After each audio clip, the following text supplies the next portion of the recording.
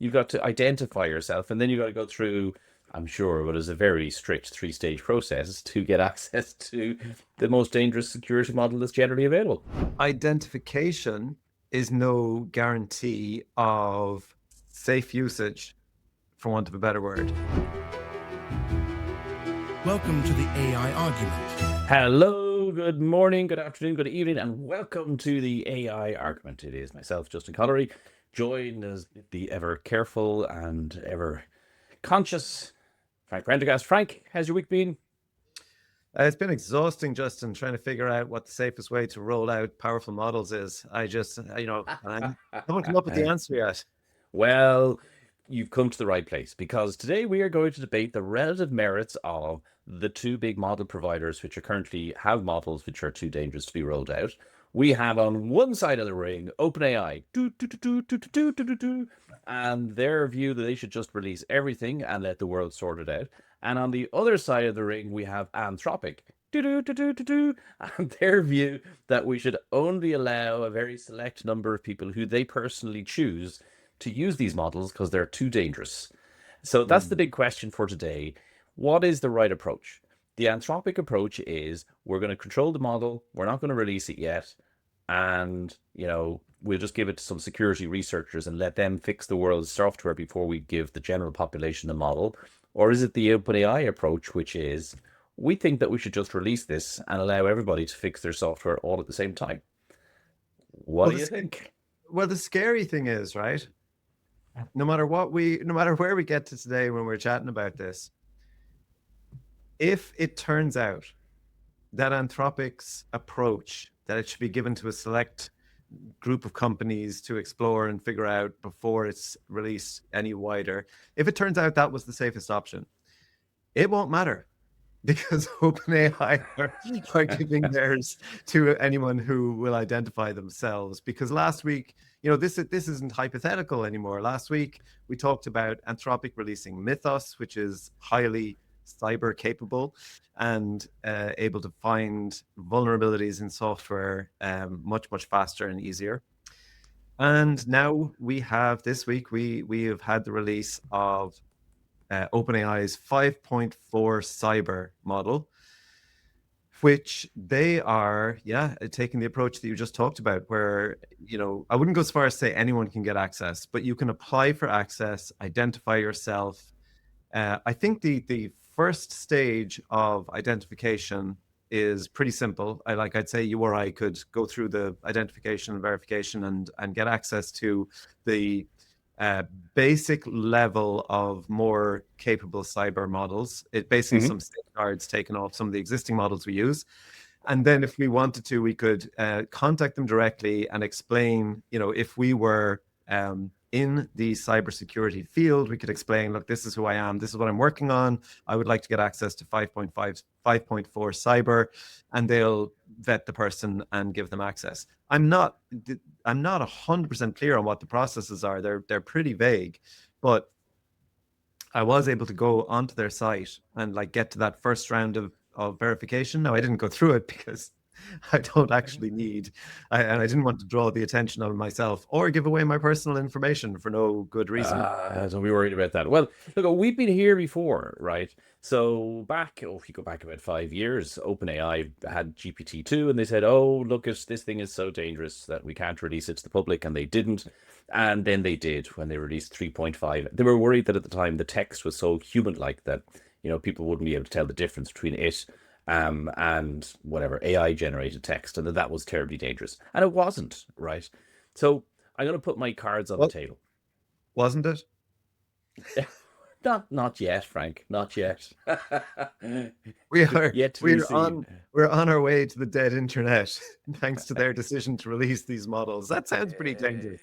This also seems to be like a good time yet again to remind Sam I still haven't got my orb. I'm still waiting. When is my orb coming? Because that would also prove that I'm a human. But anyway, that's neither here nor there. There is a general principle in software that's existed for a very long time that making software open source is the safer thing to do. And the reason that making software open source is the safer thing to do is because everybody can see its total transparency. Everybody can see the software, and if there's a problem with it, the community jumps on the problem and fixes it. And the outcome of that approach, right, is that every web server pretty much on the internet, bar none, is run by open source software because it clearly is the safer piece of software. And incredibly, the approach that OpenAI are taking is actually closer to the open source approach, which is here's the model, you can use it, you should now go use it to go and fix your software. So everybody is aware of the security vulnerabilities that exist, as opposed to Anthropic, which is more like a Mac type view of the world, which is we're going to make everything closed, and we will pick the winners. We will decide who gets to test their software or not. And I think that the Anthropic approach is inherently more risky, because what happens if they don't pick the right winners? You know, if they miss, somebody that should have used it and they didn't, well, then they've been the ones who decided, to pick the winners and losers. Whereas with the OpenAI approach, it is incumbent on everybody to go and fix their software. And they said, yes, you can get access to it. This is how you get access to the software, right, to the model to test your software. That's the right thing to do. And if you don't, then you yourself are responsible, as opposed to the model company being responsible for not fixing your software. What I'm saying to you, Frank, is what this will lead to is a period potentially when you're more at risk, right? Right now, for the next couple of months, your software may be more at risk. But at the end of that period, all software will be better as a result, which is exactly what happened with open source software. And therefore, the OpenAI approach is actually the better one. I can see the argument. I still think, same as when we were talking with Mythos, I just think that the speed of attack is going to be so much faster than the speed of defense. And just because the way organizations are, because of the fact that the models, because of the fact that basically there is a lot more human involvement in hardening the software than there needs to be in attacking the software. And I don't think, unfortunately, that there is a good answer to this. And I think ultimately it comes back to what we were saying last week in terms of really it just shouldn't be up to these companies. And we're kind of seeing why now, as in we have two companies having two totally different approaches. And as I said, if one of them turns out to be safer than the other, it doesn't really matter because they can do what they want. And so we have these different approaches. What we should have is some form of regulation. Well, you do have regulation here, because you have to prove who you are. You've got to prove that you're human. You've got to identify yourself, and then you've got to go through, I'm sure, what is a very strict 3-stage process to get access to the most dangerous security model that's generally available. And identification is no guarantee of safe usage, for want of a better word. No, but your usage has been logged, so it's guarantee of consequences. But what would you do if you were what would you do if you were an elite team of let's just say some nation's hackers, some state-sanctioned elite hacking team? Yes. Okay. So I'm a baddie in a James. What would you do? Because I know what I would do. I would set up a clean front, man. So I'm a baddie in a James Bond movie. Right. Let's say I'm gonna hack the Pentagon. I'm not gonna hack the Pentagon, just to be clear.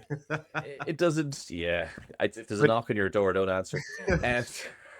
Let's say it doesn't matter, right? Because what I've been reading from the security researchers this week is that you don't need a model as capable as Mythos to find exactly the same exploits.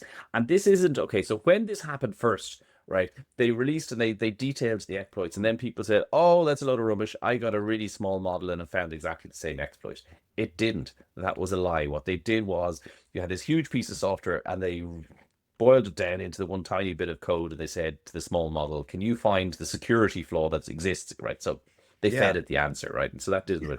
However, other security researchers this week have come out and said that if you use a very capable model, so an Opus 4.6 type model, with the same framework as they used with Mythos, it is likely to find many of the same flaws as Mythos did. Mm. So, and this comes back to the thing that the framework is now just as important as the model itself. So, if I'm a bad actor, I'm just going to get one of the regular models and I'm going to copy the framework and I'm going to use the existing models to use similar type exploits to hack your system. And so I'll get around them that way. I don't think that helps my argument, Frank, as I say it out loud. But you did ask the question, what would I do? And I'm incapable of lying. So that's what I would do. So yeah, so you're saying what they do with Mythos and 5.4 cyber is irrelevant because the elite hacking teams don't need access to them. They're just going to build better frameworks for the existing frontier models. Yeah, yeah. And let's be honest, right? If some of those, you would have to assume that in the very near future, nation state actors that are not in the US will have access to models which are, of a similar caliber to 4.6, 4.7, or Mythos, right? So we live in this world now. So again, it comes back to the point of let's say a nation state actor that's not American and not European gets access to a harness and a model, right, internal or external, that can do this. What's your best defense? Is it that Anthropic have decided that no, you're not, I'm afraid, important enough to us to allow you to defend yourself? Or is it instead better that OpenAI said, no, you can use our model to help you defend yourself? It's definitely the OpenAI way of doing it. It just is. Well, it sounds it the way you put it, but when you then consider that it also opens the possibility of a lot more people having, a lot more bad actors having access to the most powerful cyber capable model, it doesn't sound quite so nice then. Tell you what's interesting, right? Here's an interesting question for you now, because I know that you're somewhat distrusting of Mr. Altman from time to time. Yeah. Here's the thing, right? Another way, right? So I remember years ago, right? Spam emails were a problem, and there was lots of discussions as to how would you stop spam emails? How can we get rid of this scourge? Now Google came up with a great solution, and they kind of solved it, right? But one of the potential solutions was, how about if we charged 1 cent or 1 penny for every single email that you wanted to send? And so there was a monetary cost. You couldn't just send millions of emails for free, essentially for free. And therefore, you would have to think about every single email before you sent, because it would cost you a penny, right? In the same vein, right, under the guise of stopping bad actors from doing things, they could easily charge more money for the security version of their models and say, oh, yeah, yeah, this is a security version, so therefore it costs 3 times as much as the regular model, even though the model itself is exactly the same underneath. But they didn't do that. They released it at the same cost as their regular models. But Mythos is more expensive. But it's more expensive anyway, right? They didn't charge. Right. Mythos is more expensive by virtue of the fact that it's a model that's 10 or 100 times bigger than Opus, right? Right. So it's just more expensive under them. But I'm more speaking about OpenAI, and you've got the Sure. cyber attack tuned version of an existing model. They could charge more for that, but they don't, which seems to Sure. me like something that's for the good of humanity. So I'm on the side of OpenAI. I'm falling on the side of OpenAI this week. I think they're doing a great job. Interesting. Okay. Yeah, interesting. So because you mentioned there about the harness being, almost as important as the model itself. Yes. The harness, the system, the structure that it sits in. And that's interesting because it actually aligns with that leaked memo from OpenAI, which Yes. we've been talking about OpenAI versus Anthropic in terms of the safety approach, but they also leaked this memo from OpenAI from their chief revenue officer, and she was basically saying that we've gone from the market has moved on from prompting to agents, and so she was talking about models themselves are pretty much like commodities now, and Yep. so people can just switch from OpenAI to Anthropic to Google to hopefully not to Grok, but anyway. So she was talking essentially about, now I'm obviously I'm paraphrasing and everything, but she was kind of talking about the need to switch from like a product based company to a platform based company. and to stop thinking in terms of like all these different products, and to start thinking in terms of a platform that has different entry points for enterprise customers. And the big thing was, yes, okay, the models need to be more powerful to encourage people to use them for all different types of work. But then companies need to be able to move to an agentic system much, much more easily. And they need to be, they need a lot more help in terms of deploying AI effectively throughout the company. And I mean, that kind of fits just with your harness and systems being as important as Yeah. the model. That seems to be where they're going with this. And interestingly, in that, she not only kind of outlined what she thought needed to happen, um, which all came, she said, from like direct dealings with customers. She said that the number one thing that they needed to do now was like just listen to the customer and give them what they need. And she said, but we have to admit as well, we have to kind of accept as well that it's a highly competitive landscape and the customer is the absolute focus. But let's talk for a minute about what the competition are doing. And she talked specifically about Anthropic, which I thought, again, interesting. In a memo about where OpenAI are going, it's Anthropic she focused in on in terms of the competitive landscape. No Yeah. mention of Google, no mention of anybody else. And she outlined, I think, 5 mistakes that she felt that Anthropic had made or were making.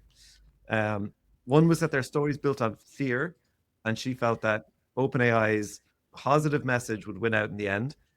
There's this element of truth to that, by the way, There is, right? And but it's I would say at least Anthropic's message of fear is clear, because she said OpenAI's positive message would win out in the end. What's OpenAI's positive message? well, that's I'm sure OpenAI will be able to articulate that message to you better than I could ever articulate it. So let me not besmirch the name of the positive message of OpenAI. And if she wants it to win out in the end, they're going to have to start communicating it pretty soon, because I certainly don't know what it is. But she's not wrong, right? What was the she Yeah. used? The wording that she used was I read it and it was like, yeah, that's not unreasonable, right? Okay, I don't have it here in front of me, right? But Anthropic's basically, story is built on fear, restriction, and the idea that a small group of elites should control AI. yes, and that's exactly what we've been talking about, right? Mm-hmm. Right, when it comes to the security. So, and I Yeah. agree with that sentiment, right? It's true, and I do feel that it's better to do things built in the open, right? Do it in the open. The other thing, I'll tell you the It's other only thing that I true if found, it's only true if it's fear mongering as opposed to, actually preparing people for something bad that might happen, which needs to be addressed. yeah, I don't agree. I'll tell you what was interesting I'll tell you two things that are interesting, right, in that memo. First was the third point, right? Expand the market through Amazon. That was a very interesting point. Amazon is a big supplier of software to enterprises, to large enterprises. And clearly, the message of fear from Anthropic to OpenAI is they're grabbing the enterprise market right now, and so they want to get a bit of that pie. This is going to be the defining moment for these two companies, because what they're trying to do right now is that, if you're a company of any size, right, and you're deploying agents, if they can get you to deploy your agents onto their platform, and then you do your workflows and you hook them into your existing systems or whatever, it's called vendor lock-in. You're stuck, right? It's going to be really hard for you to move. So you are now, it's like the SaaS apocalypse. You've all heard of that, right? That's basically their SaaS model for the next 10 years. It's going to be, at least the view would be, very hard for you to move off from those platforms to another platform. So a lot of that, that battle for that market is going to happen over the next 12 to 24 months. And whoever wins that will have a locked in advantage in terms of revenue. That's why it's so important. If I was any of those companies, here's an interesting thought, right? I'd be very slow to go and use those platforms, right? Because I would be resistant to getting, maybe I don't care, right? But generally you'd be resistant to vendor lock-in, right? Now, maybe if they're providing so much value, you don't mind so much about the vendor lock-in. Now, here's an interesting thing. At the moment, what they do is they're very open. They give you Claude Code, Agent SDK, Agents SDK, whatever the codex is. They give you all that stuff for free, right? Because they want you to build. And so you don't have to use their cloud agent platform things. It may be possible that at some point in the future they don't, right? Because they publish their say, here, use our cloud platform. Here's how it works, and whatever. You can literally just take Claude Code and copy it, and then you don't have any vendor lock-in, right? You're there. There's loads of other stuff that goes on in enterprises, right? There'll be an interesting trade. There'll be an interesting sort of tension between these people, right? These people being OpenAI and Anthropic, and AWS and Microsoft, because AWS and Microsoft will want to own the enterprise bit. And the enterprise bit is, what is my agent doing? Is my agent allowed to do this? How many agents do I have? What are the agents doing today? Are they still working the same way when we put them into production day one? Right? All that sort of stuff that companies like to know about. And she was very clear that she wanted OpenAI's Frontier, which is their agentic deployment platform. She wanted that to become the enterprise default for agents. She did specify where Amazon Bedrock fits into all that, and I'll be honest with you, because that is not my area. I didn't fully understand exactly where she sees Bedrock fitting into the overall plan, but definitely, you know what I mean? I'm saying, like, she was very clear that she wants... What was her title? What was her title? The woman, her title was Chief Revenue Officer. Yeah. Whatever she wrote down, I don't know exactly what she wrote down, but the real reason is to meet the customers where they are. So if you've got a big bunch of customers in AWS, well, then go to AWS so you can get those big customers. That's the reason they're going into AWS. Yeah.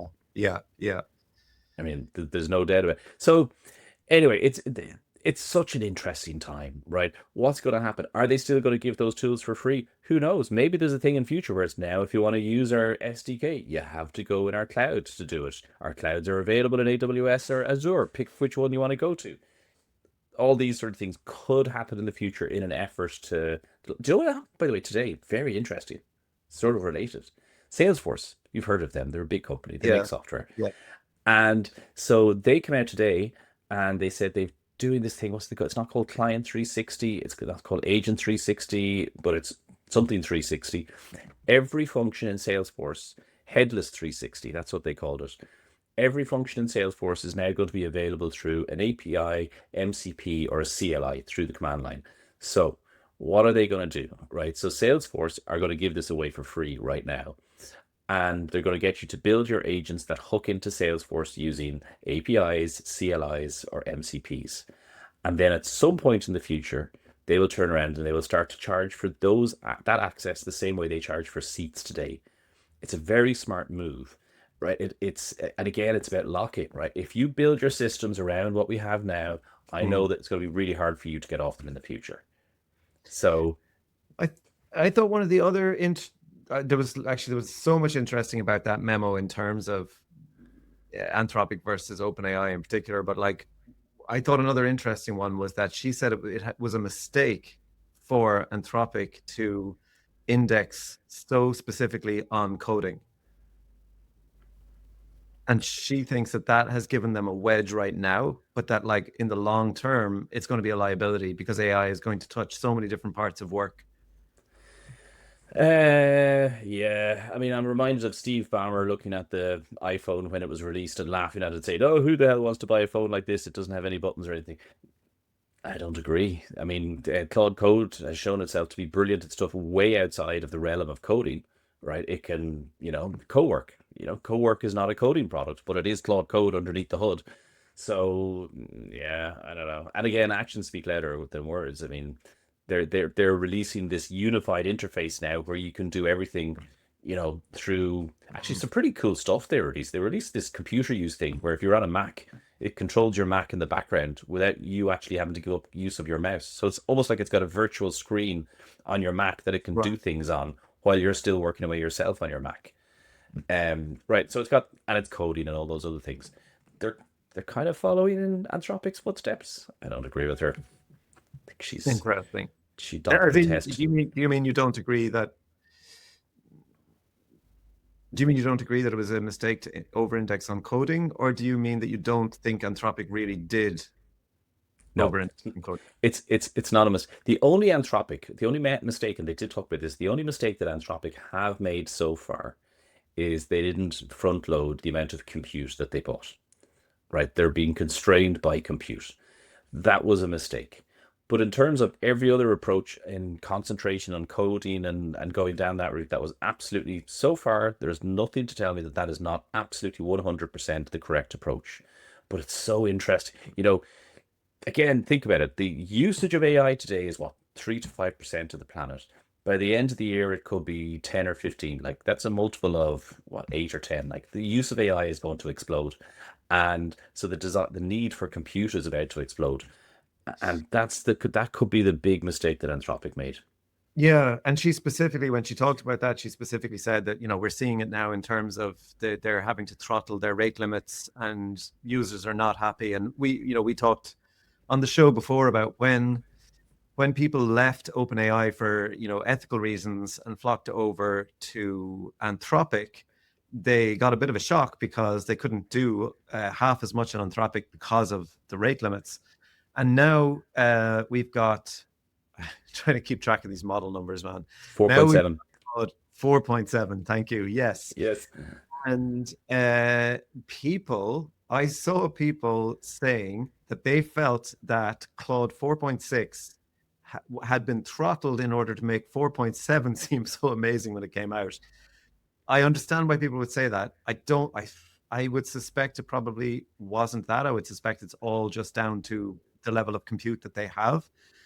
But kind of fascinating all the same, as in, like, they just quietly started throttling the model and not saying anything to anyone. And it took somebody doing this huge analysis of their prompts and responses from Claude over a long period of time. And they figured out that there was like a 67% gradual decrease in the thinking that was allotted to Claude. So Yes. in other words, like the model that they started using, 4.6, was a very powerful model, and then it became less powerful over time, quietly, as Anthropic kind of dialed down the compute that they were willing to give to users. Yeah, but I think that's a direct result of the number of users they have, which is that's my point, that I think the lack, not front loading the amount of compute they have may be the biggest issue they have. It's such an interesting case study, right? I remember hearing Dario Amode talking about this, and he was like going, yeah, we projected the compute, but if you committed yourself too much and you were out by a couple of percent one way or the other, you could bankrupt yourself. So he's clearly quite cautious in the way that he was growing his business, but now it's coming back to bite him in the ass. He really needs to expand quickly. Um, from the other point of view, right, Sam Altman did turn around at Christmas time saying speed is what matters. We have to be able to deliver tokens fast, to put a focus on that. He's right about that too, right? From a user experience point of view, sitting there waiting for 5 minutes for something to come back is a horrible experience. You want it quick. So if OpenAI can deliver, good model performance really fast, your model can even be slightly less intelligent if it's faster. You were saying, so just talking about Sam Altman earlier, you were saying about, like, I don't always find him the most trustworthy person. Yeah. And I've kind of, yeah, I've said that for a while. And now we have this article, and I'm bringing this up for a reason, in terms of an article came out in the New Yorker.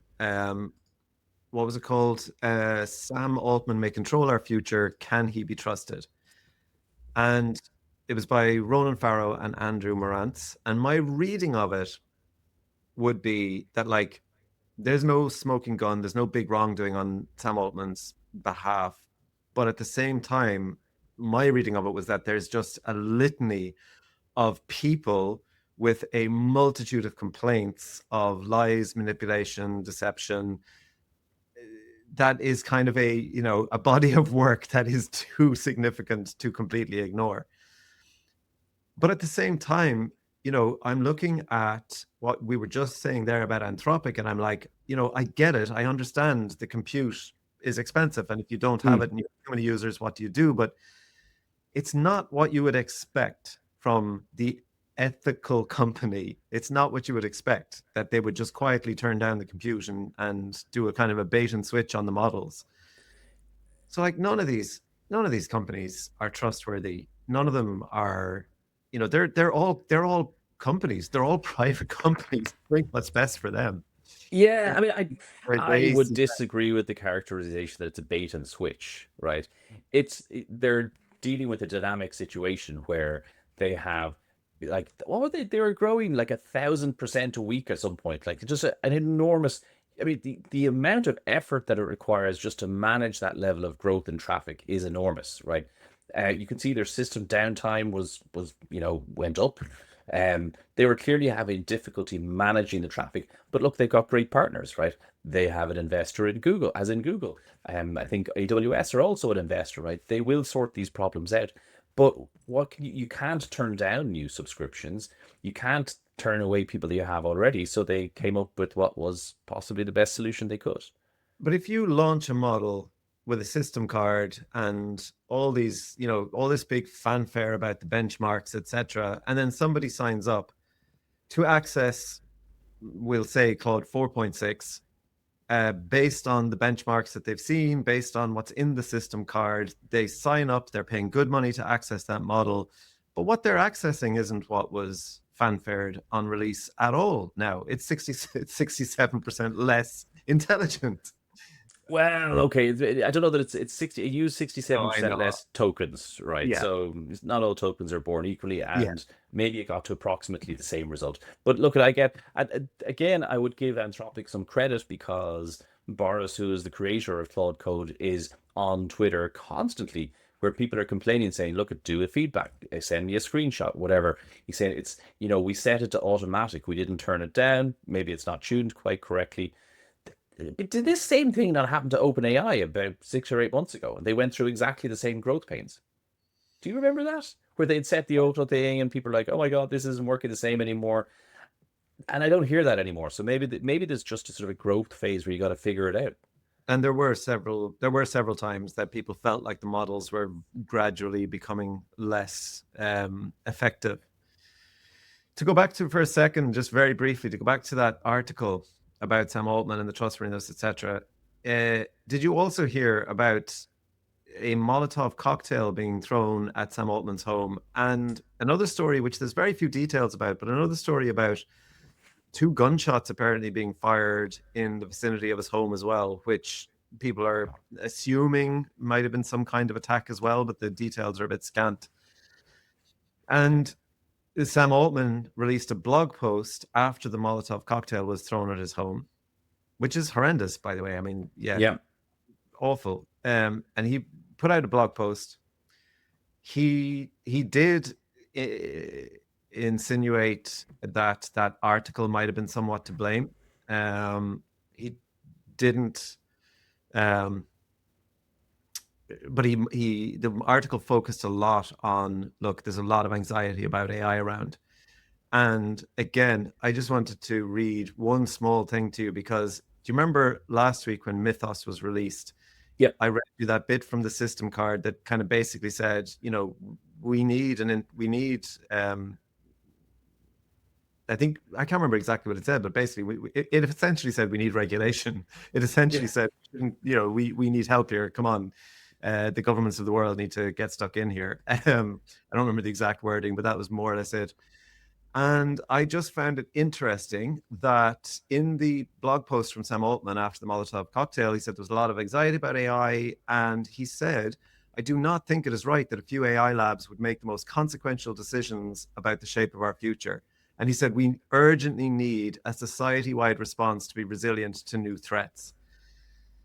Now, Sorry, who said that now? Sam Altman. All right. Yeah. Okay. So interesting. Again, we have all the leaders saying, it should not be in our hands. Somebody needs to do something, and nobody's doing anything. Now, I will say, look, I don't trust Sam Altman. I think he says this. He talks about the need for regulation, and then he quietly fights it in the background and puts, So, but on the face of it, just taking things at face value, once again, we have, Anthropic, we have OpenAI. They're all saying shouldn't really be in our hands. We need, we need a society-wide response. Also, maybe just to make the point on the Molotov cocktail as well, right? We need to have sort of respectful debate about these things, which we do, right? But the world at large needs to learn the lesson that, words do matter. And you can't just go around, talking, as my kids would say, talking cap about people and, say whatever the hell, you can make your argument in a respectful way, but you can't go around like that's just, it's a terribly dangerous thing, right? And you would hope that it doesn't happen again because, important as it all is, you can't go around throwing Molotov cocktails at people's houses. Like that's not okay, Yeah. So Yeah. there you go. And I've got good news for you, Frank. What's that? Yeah. So you are worried in particular about AI taking your job. My job, everybody's job. What are we going to do? AI is coming here to take our job. Yes, this is a concern that you have. Yeah, it absolutely is. If I looked puzzled, it was just like, are you not concerned about that too? Not really, no. And let me tell you why. Okay. Because a new Y Combinator called Human Work AI has been funded. And guess what it's going to do? What's it going to do? When all the AI takes all of our jobs, right? It's not going to know, AI isn't going to know every answer. So you can sign up. It's kind of like an agency. And when the AI needs help, it'll reach out to you, ask you for your help. And then you'll make money by telling the AI what it needs to do. So you will still have a job. You'll have a job helping the AI to take your job. Isn't that great? I see. So enterprises are going to come to OpenAI. OpenAI are going to say, great, we're going to set you up. We're going to show you how to deploy this effectively. We're going to set up all these agents. You don't need any of those employees. You're grand. They're going to set them up with all this agentic AI.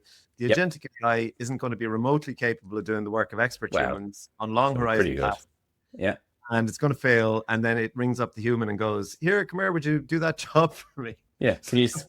Well, in my mind, it's more, could you do this CAPTCHA for me, please? Or could you, I need to get this password. Could you give me the password? And then it carries on. But yes, isn't that it? So you'll still, I, for one, am all on board. I quite like the idea of lying in bed at 10 o'clock of the night, having spent my day sipping coffee and looking at the sea, and then, making €50 or whatever it is, because I answer a question for an AI. I'm on board with that. That's my retirement plan. It's a very, very interesting way to keep the human in the loop. To get rid of all your employees, deploy AI, spend a fortune on tokens, and then also spend a fortune on the employees that you fired to do the stuff that AI can't do. You don't even have to do it yourself. I mean, I would give it to my kids and have them answer the questions. This is like the modern equivalent of sending your kids down the mine. All of their phones, the only way they get a phone is if they have this app installed and they answer at least 10 questions a week, and then they can keep their phone. If they don't, I'm taking their phone off them. I thought you were going to say you were going to give it to your OpenClaw. I think there's going to be some crazy... Yes, somebody's going to do that, yes. It's a great idea. Actually, that's a really good idea. Brilliant. Inception levels of human AI loops going on. Yeah. Well, on that happy note, Frank, a pleasure as always. I hope we have a great weekend. Chat to you next week. Cheers, Justin. Take it easy.